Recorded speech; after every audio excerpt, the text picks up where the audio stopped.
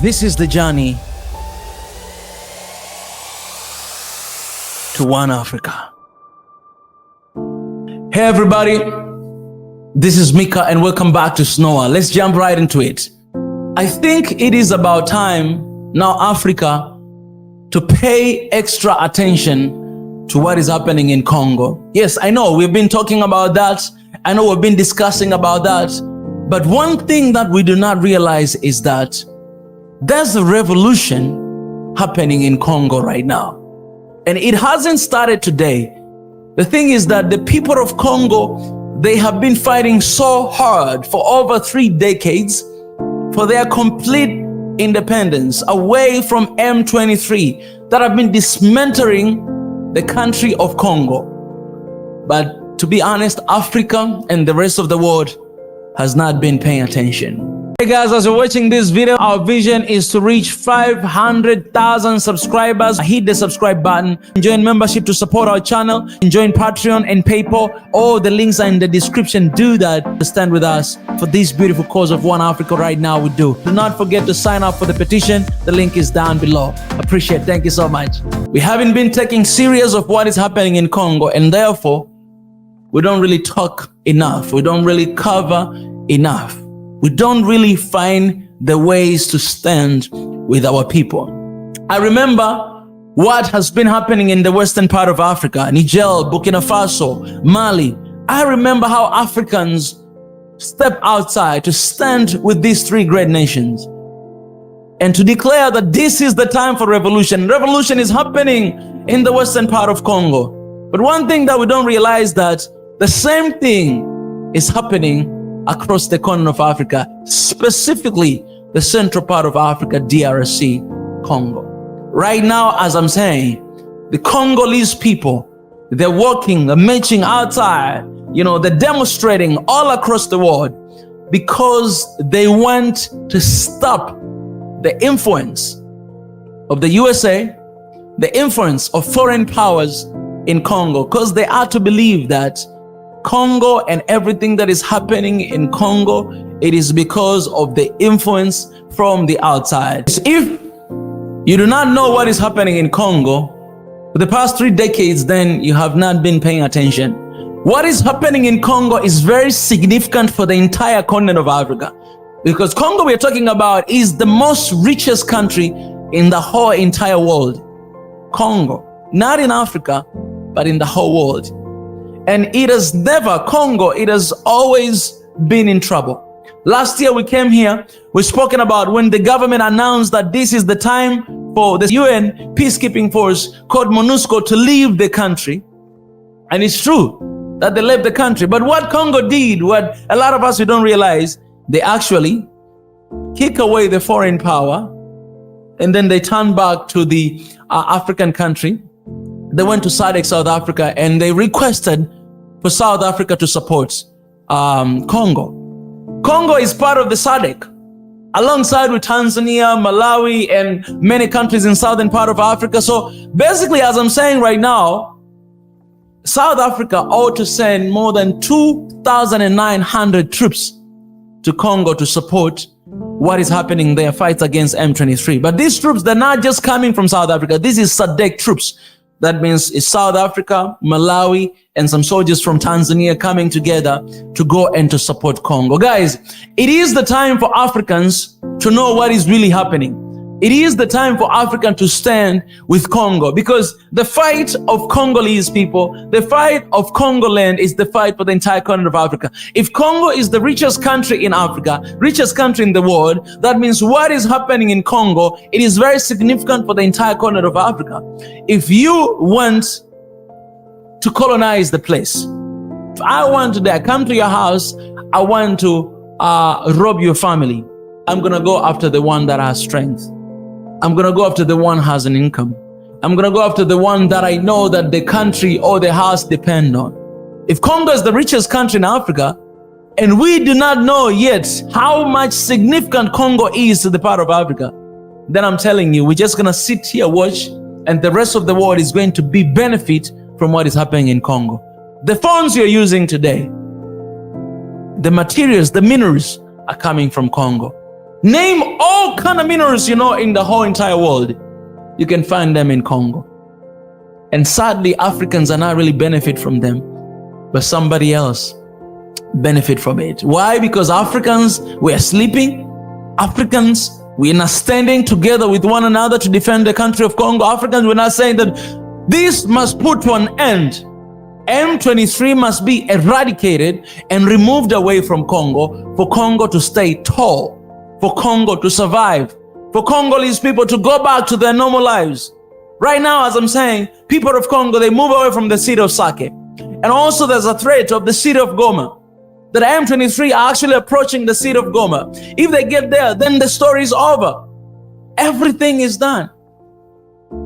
But what can we do today? African Union, what can you do? At least now we see SADC sending 2,900 troops to Congo. But what is the reason why Congo, it doesn't seem to accept East African community troops to go and to support there? Because they were there. And we remember right before the election, Congo actually kicked away the Kenyan troop, East African troop. They kicked them away and they said, we don't want you to be here anymore. You do nothing. Why is that?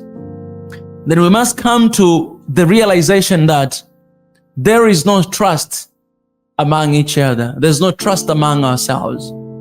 Because we all know what the accusations that are coming from Congo to Rwanda. And Rwanda, Congo, Kenya, Tanzania, Uganda, Burundi, South Sudan, all of these countries, Somalia right now, they're part of East African community. And they believe that if we're gonna let you guys come and defend us, wow, we believe that you guys are working against us. That's gonna be a ridiculous move. So as a result, we're kicking away foreign powers, we're kicking away you East Africa as well, and we're turning back to South Africa, calling SADC to come and to fight us. But you know what, for me, it's a bitter pill to swallow. Why? Because on one hand, I am so glad that Congo is looking to SADC to ask for help and support. It's looking to Africa for support. African solution to African problem with African money. I love that. But on the other side, I'm a little sad. Why? Because there's no trust among ourselves. And if you want unity, and if you want oneness, and if you're working against each other, there's no unity anymore. I believe the issue of Congo and Rwanda, it can be resolved only by Congolese leader and Rwandese leader to sit down and to talk kinaga ubaga. In Swahili we say kinaga ubaga, to talk in detail from A to Z and to understand each other. Because I'm not gonna sit here, man, and accuse of things that I don't know. And my solid stand is this, that Africa must decide to work together no matter what, must find a way to stand together, must find a way to actually bring about peace in Africa. Because what we need in Africa is peace, man. What we need in Congo is peace. That's what we need in Congo more than anything else, man. These people have been fighting, man. Africans, please stand with the people of Congo. These people have been struggling and fighting for 30 years plus. Every single day. And nobody seems to listen. Nobody seems to hear them. Right now, as I'm saying, since yesterday, these people have been demonstrating and kicking away. They went to the foreign embassies. Foreign embassies. They went to the embassy of USA. They are burning the flag of USA, burning the flags of Belgium, burning the flag of foreign power, because they believe that these guys are not here to work with us. They're working against us. You know what Congolese are saying? Congolese are saying exactly what Burkina Faso, Mali, and Niger, they were saying. They say, get out of our country. That's their message to foreign power in Congo. They say, get out of our country. You guys have been here for a long time. Nothing has happened. Please get out of here. Let me mind you, they're not kicking away United Nation peace breakers. No, they're kicking away foreign powers. Do you understand the significance of that? And these people are young folk. What does it tell you? What does this tell you? It tells us that the younger generation has woken up and they know that they need African solutions to African problem with African money. They don't need foreign power to intervene. They don't need the embassies and everything that are there, but every single day things are getting worse. They don't need it. We don't need it. We need change. We need safety for our people. We need safety for our families. We need safety to our country so that we may go back to our normal lives and work and provide for our families and for our countries. We need development, and we are tired of fighting every single day. Endless wars. We are tired of burying our brothers and sisters and friends every single day. We are tired of counting countless number of people who are dying every single day. We are tired and we want change. Congo is demanding revolution. Congo is demanding change. And it's so refreshing seeing the people of Congo, young folk, stepping outside and demand that with everything they got. Guys, let me tell you this, man. Fighting with someone who has nothing to lose is very dangerous battle. Congolese people, they have nothing to lose. Why? Because they lost so much that they have nothing to lose no more.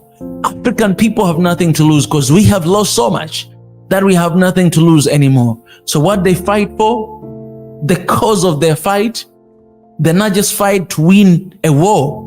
They're fighting to win the battle. They're fighting for their generation. They're fighting for their lives. That's the reason why the Vietnam, they won a battle against the United States, because they were fighting for their lives. They were fighting with everything they got.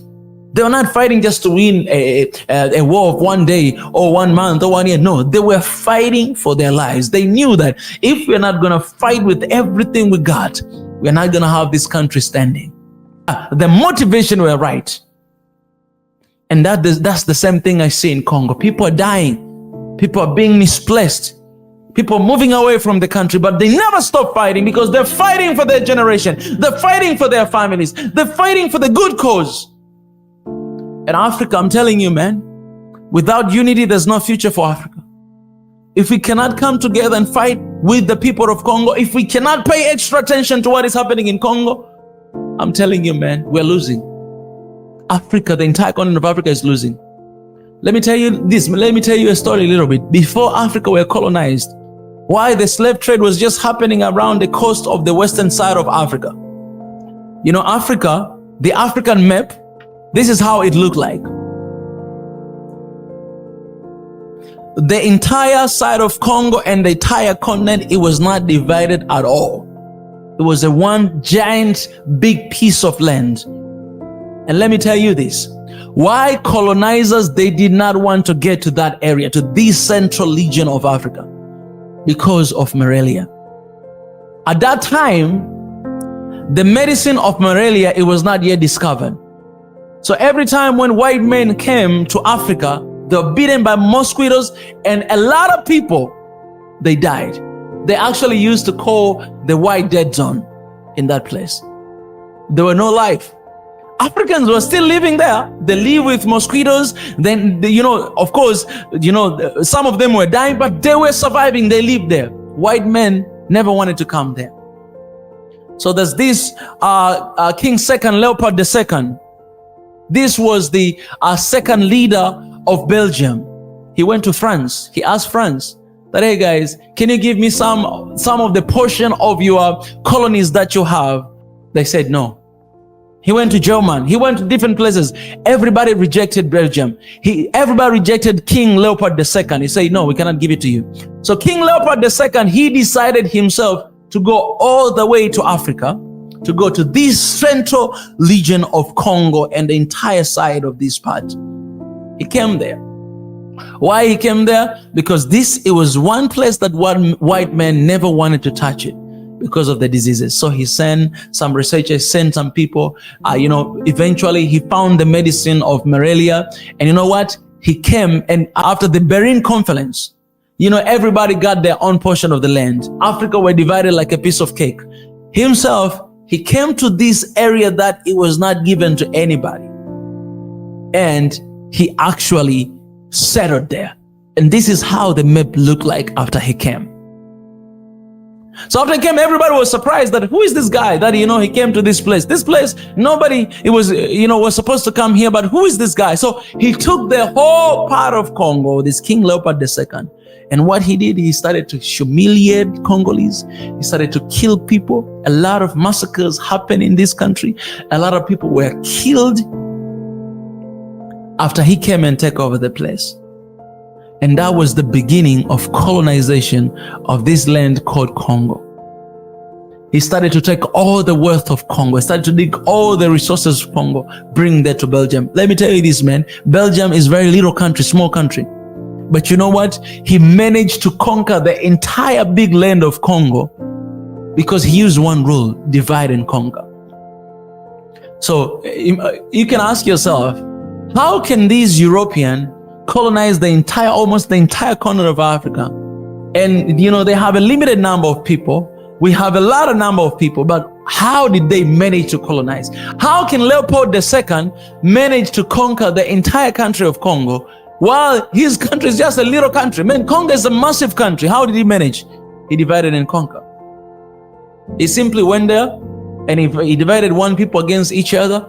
You guys, know the story of, Patrice Lumumba and Mobutu Sese Seko. Mobutu Sese Seko, he turned against his own people, Patrice Lumumba. And what he did, he was killed.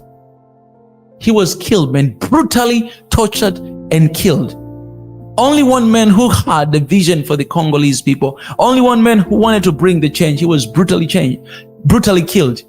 Divide and conquer, man. You can easily, even if you're like 1,000 soldiers, you can easily overcome 1 million people by dividing and conquer. You just go there, you divide them, and you make them fight for each other, fighting themselves, and you don't have to do anything. You just sit back, enjoying your popcorn and soda, and you're just watching the show there. You're watching the movie. Africans killing each other. Since then until today, Congo has been struggling with the same thing. You have M23 that is killing her own people. They're killing their own people. Why? Because of what was happening long time ago, since the time of King Leopold II, the king of Belgium. So what does this tell you? In order for us to overcome, we need to come together and conquer. They're using the strategy of divide and conquer. We need to come together and conquer. We can't keep fighting with one another. We can't keep killing one another. And you know what? You cannot even address that to M23 because this guy are terrorists. They're not going to listen. But what we got to do is Africa to come together and stand with Congo. We must put to an end what is happening in Congo. And all of us, we must come together and say no to what is happening in Congo. We must say it right now. You must say it. You must tweet about it. We must say. We must show Congolese people that we are together with you guys. We must show it with action. I can't imagine moving away from my own country, from my own house, from my own comfort zone, and go somewhere I don't even know where I'm going. And that's the life of Congolese people for the past 30 years. I am 31 years of age. That means since I was born all the way to now, I've been just running away. What kind of future is that? What is their future for our children? African Union. There's an African Union summit coming up. What are you doing with the issue of Congo? What are you going to do with the issue of Congo? Why are you silent with the issue of Congo? Why are you not sending troops there to the country of Congo and put to an end all these terrorist attacks, all these terrorists that are dismantling Congo? Congo is not just the richest country in the world and in Africa, but also is one of the biggest countries in Africa. And it is the center part of Africa. Do you understand that? Do you understand that, man? What do you do if you want to conquer the kingdoms? You're going to hit the capital city of those kingdoms. You're going to hit especially where the heart is, the heart of the country, the heart of the kingdom. Once you hit that, you have already taken the city. You've already taken the kingdom. In Africa, the central part of Africa is Congo. It's Central Africa. I know right now it's in EAC, but it's Central Africa. And it's the most unstable place in the entire continent of Africa. And Africans were sleeping. We don't even talk about it. Just like the way we stand with Niger, Burkina Faso, and Mali, it is the time, and we are very late to stand with Congo. Every single African should back up Congolese and say, Congo, we are standing with you. And let me say this. I tweeted this yesterday. Most leaders are elected not because they are competent, but because they are willing to submit themselves to the leading elites and their political ideologies in line with their interest. The focus is not working for the interests of the people and the country, but for the one who appointed them. That's the problem of leadership everywhere you go. Sadly, in Africa, it is the big problem that, I was asking myself this, that why we are very critical with leadership and leaders. Because we expect you to lead us to the promised land. Not to hell, to promised land. We expect you to solve problems and issues in the countries. If you're not solving them, you're not doing your job to protect, to provide to your people.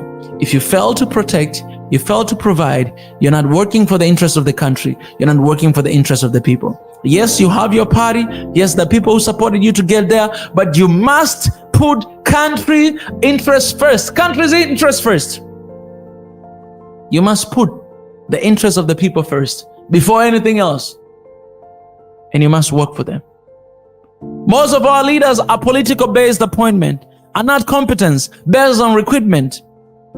They are appointed based on political connection. As a result, rise to mediocre leadership in Africa. Most of them don't have the right skills and capacity to lead. Yes, I know I'm very critical with leadership and leaders, but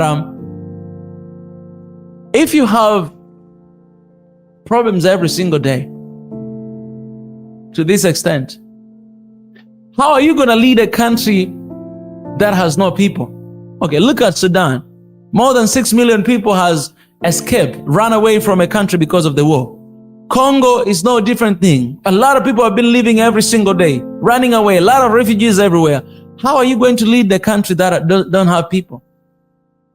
You can't lead an empty country. How do you find a pleasure to lead an empty country? You gotta be psychopath if you find pleasure in leading the country that has no people. People must be there. And in order for people to remain in the country, we must bring peace. So this is the call to African Union, the leaders of Africa. It is the time, man, to put an end to what is happening in Congo. Please let me know in the comment section. How are you going to stand with Congo? You see, don't give me suggestions. No, give me solutions. If you're watching this video, how are you going to stand with Congo? Let me know in the comment section.